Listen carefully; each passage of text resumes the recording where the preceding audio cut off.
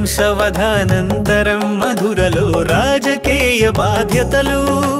కృష్ణుని భుజాలపై వచ్చాయి మధుర ప్రజలు సంతో జీవించసాగిన మగధ దేశాధిపతి జరాసంధుడు కంసుని మరణాన్ని తట్టుకోలేకపోయాడు తన అహంభావంతో మధురపై కంసుని మరణాన్ని తట్టుకోలేకపోయాడు తన అహంభావంతో మధురపై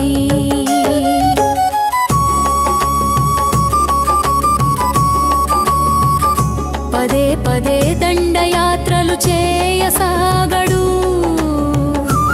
ఈ దాడులతో మధురలో ప్రజల భద్రత ప్రమాదంలో పడిపోయింది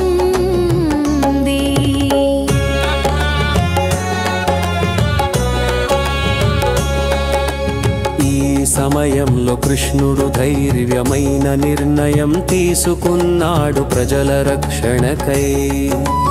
ఒక కొత్త రాజధానిని స్థాపించాలనే సంకల్పంతో సముద్ర తీరానికి ప్రయాణించాడు సముద్ర దేవతను ప్రార్థించి తన యోగమాయతో సముద్రాన్ని వెనక్కి నెట్టించి మినుగురు వెలుగుల్లా మెరిసే నగరాన్ని నిర్మించాడు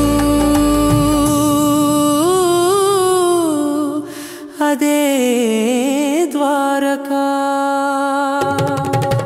ద్వారకా నగరం పదునైన శిల్పంతో కల్పవృక్షాల మధ్య వాసిస్తున్న దేవత నగరంలా వెలిగింది సముద్రపు మధ్యలో ఉండే నగరం ధర్మానికి దృఢ నిర్దేశంగా మారింది ప్రతి వీధి స్వచ్ఛంగా ప్రతి కోణం కృష్ణుని ప్రణాళికలతో నిండింది కృష్ణుడు అక్కడ ప్రజల పాలనను ఏర్పాటు చేశాడు రాజసభలు జనసేవ కేంద్రాలు యోధ శిక్షణాల శిబిరాలు ఇవన్నీ సమర్థంగా ఏర్పాటయ్యాయి ప్రజలు ద్వారకాలో సంతోషంగా జీవించసాగరు కానీ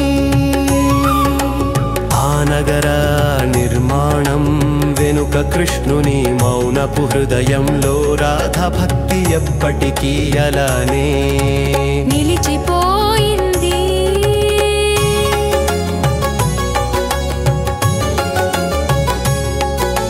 కృష్ణుడు పరమశక్తిగా మారుతున్నప్పటికీ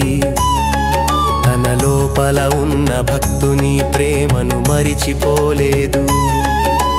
రాధా దూరంగా ఉన్నామే ప్రేమధ్వని కృష్ణుని మౌనంలో ప్రతిధ్వనిస్తోంది ద్వారకా నగరం ఏర్పడిన గోకులంలోని ప్రేమ పూరిత నెమలికలు అతని మధుర స్మృతులుగా